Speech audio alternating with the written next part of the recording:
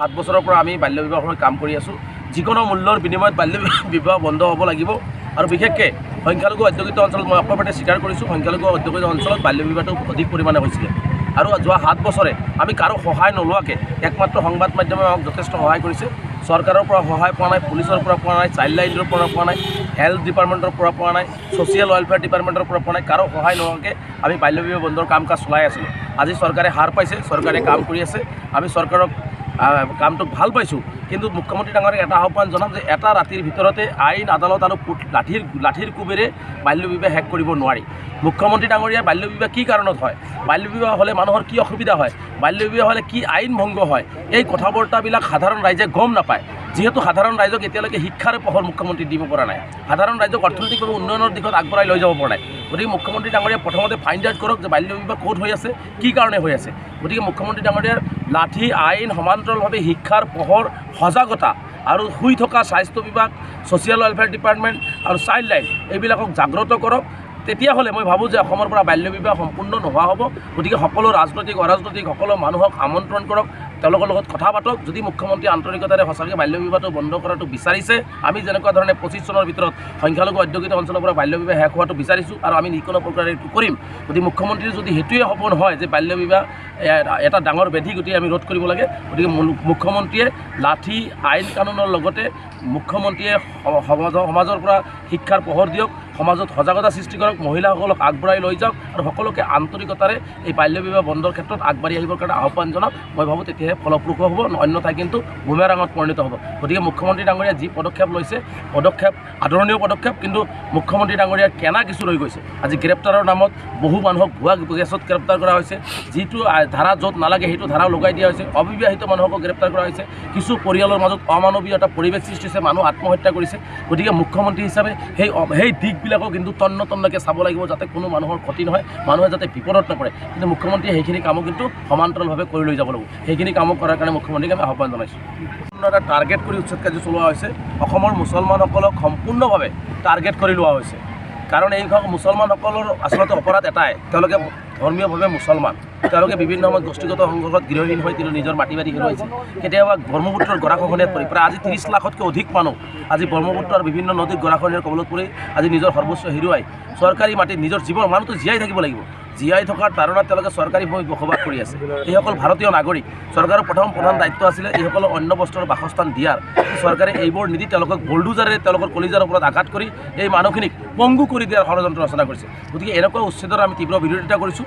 চৰকাৰক যদি ক'ৰবাত ভূমি লাগে, চৰকাৰৰ যদি অতি প্ৰয়োজন আছে, তেনেহ'লে চৰকাৰে এইসকল মানুহৰ লগত আলাপ আলোচনা কৰি এইসকল যিহেতু ভাৰতীয় নাগৰিক, কোনো বিদেশী নহয়, তেওঁলোকক পুনৰ্সংস্থাপনৰ ব্যৱস্থা কৰি উচ্ছেদ কৰক আৰু যিসকলক উচ্ছেদ কৰিছে ইতিমধ্যে তেওঁলোকক পুনৰ্সংস্থাপনৰ ব্যৱস্থা গ্ৰহণ কৰিব লাগে। আৰু মুখ্যমন্ত্ৰীক মই বাৰে বাৰে কৈছোঁ যে কেৱল মাত্ৰ অসমৰ মুছলমানসকলে চৰকাৰী ভূমিত বসবাস কৰা নাই, শদিয়াৰ পৰা ধুবুৰীলৈকে মুখ্যমন্ত্ৰীয়ে শ্বেতপত্ৰ প্ৰকাশ কৰক না যে কোন জনগোষ্ঠীৰ মানুহ কোন অঞ্চলত চৰকাৰী ভূমিত বসবাস কৰি আছে, সেইটো ৰাজহুৱা কৰক। এতিয়ালৈকেতো ৰাজহুৱা কৰাৰ ক্ষমতা মুখ্যমন্ত্ৰী ডাঙৰীয়াৰ হোৱা নাই। গতিকে মুখ্যমন্ত্ৰী ডাঙৰীয়াই এটাই টাৰ্গেট যে মুছলমানসকল দুৰ্বল, মুছলমানসকল ধৰ্মীয়ভাৱে মুছলমান, তেওঁলোকৰ ভূমি নাই, গতিকে তেওঁলোকৰ ওপৰত আক্ৰমণ কৰিলে হয়তো কোনোবা তেওঁলোকৰ মাত মাতাৰ মানুহ নাই, এইটো ভাবিয়ে মুছলমানসকলক আক্ৰমণ চলাইছে, এনেকুৱা ধৰণৰ বুলডোজাৰ নীতি চলাইছে। গতিকে আমি এইটো কোনো পদ্ধতিতে সহ্য নকৰোঁ। আমি ইয়াৰ তীব্ৰ বিৰোধিতা কৰি আছোঁ, জনতাৰ প্ৰতিবাদ কাৰ্যসূচী ৰূপায়ণ কৰিছোঁ। মুখ্যমন্ত্ৰীয়ে যদি আমাৰ দাবীসমূহ পূৰণ নকৰে, উচ্ছেদিত সংস্থাপন আৰু উচ্ছেদৰ পূৰ্বে মানুহখিনিক সংস্থাপনৰ ব্যৱস্থা নকৰাকৈ উচ্ছেদ কৰা বন্ধ নকৰে আৰু মানুহখিনিক যদি প্ৰাপ্য ন্যায় নিদিয়ে, তেনেহ'লে আমি উপায়বিহীন হৈ নিজৰ অধিকাৰৰ বাবে আমাৰ পুলিচৰ গুলি যদি বুকুত ল'ব লগা হয়, সেইটোৰ কাৰণেও সাজু হৈ আমি দিছপুৰ চলযাত্ৰা কাৰ্যসূচী আমি ৰূপায়ণ কৰিম আৰু তাত যদি কোনো অপ্ৰীতিকৰ পৰিস্থিতি সৃষ্টি হয় সম্পূৰ্ণ মুখ্যমন্ত্ৰী জগৰীয়া হ'ব। এটা বস্তুৱে কাম হৈ আছে যে অসমৰ সংখ্যালঘুসকলক যিধৰণে আক্ৰোশমূলকভাৱে নিৰ্যাতন চলোৱা হৈ আছে, সংখ্যালঘুসকলক অৰ্থনৈতিক, সামাজিকভাৱে, ৰাজনৈতিকভাৱে, শৈক্ষিকভাৱে কেনেকৈ পিছ পৰাই ৰখা যায়, ইয়াৰ ওপৰতেই অসম চৰকাৰে কাম কৰি আছে। গতিকে আমি অসম চৰকাৰৰ এনেকুৱা ঘৃণনীয় আৰু নিন্দনীয় কামক তীব্ৰভাৱে নিন্দা কৰিছোঁ, গৰিহণা দিছোঁ। কাৰণ অসমখন 5খন ৰাজ্যৰ ভিতৰত আগুৱাই যাবলৈ হ'লে 35% মানুহক সমান্তৰালভাৱে সম অধিকাৰ আৰু সমমৰ্যাদাৰ বিকাশ দিব লাগিব। কিন্তু আজি 35% মানুহক কেৱল ললিপপৰ বাহিৰে কাৰোবাক মিয়া বুলি কৈ উচ্চ তাচ্ছিল্য কৰি তাৰ ওপৰত বুলডোজাৰ চলাইছে, কাৰোবাক খিলঞ্জীয়া মুছলমান বুলি কৈ তাক ললিপপ দেখুৱাই, শূন্য দি পেলাই তাক ললিপপ দেখুৱাই আছে। গতিকে এনেকুৱা ধৰণৰ সমান্তৰালভাৱে শদিয়াৰ পৰা ধুবুৰীলৈকে অসমৰ কোনো এজন মুছলমানৰ উন্নয়ন আচলতে এইখন চৰকাৰে কৰা নাই। সাম্প্ৰতিক পৰিস্থিতিত কেৱল হিন্দু মুছলমান কৰি পেলাই পলাৰাইজেশ্যন কৰি পেলাই মুখ্যমন্ত্ৰী হিমন্ত বিশ্ব শৰ্মাই নিজৰ গাদীখন সুৰক্ষিত ৰাখিব বিচাৰিছে। উন্নয়নৰ দিশ আগবাঢ়িব পৰা নাই, এই উন্নয়নৰ দিশবিলাক ঢাকিব যিটো আগবাঢ়িব পৰা নাই, গতিকে এই কামবিলাক তেওঁ ঢাকিব বিচাৰিছে।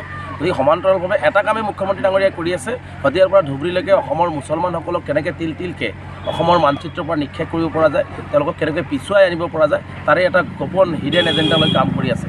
গতিকে মুখ্যমন্ত্ৰীৰ এনেকুৱা কাৰ্যক আমি তীব্ৰভাৱে নিন্দা কৰিছোঁ এই গৰিহীত কামক, আৰু মুখ্যমন্ত্ৰীক আমি আহ্বান জনাইছোঁ তেওঁ সংবিধানৰ শপত খাইছে, শদিয়াৰ পৰা ধুবুৰীলৈকে সকলো জাতি জনগোষ্ঠীৰ মুখ্যমন্ত্ৰী হওক, ইয়াত ধৰ্মৰে বিভেদ নকৰি পেলাই মুছলমানসকলকো যে আগবঢ়াই লৈ যাব লাগিব, সবকে সাথ সবকে বিকাশ সবকে বিশ্বাস, এই শ্লোগান তেওঁলোকৰ, এই শ্লোগান কিন্তু অসমত ঘটা নাই।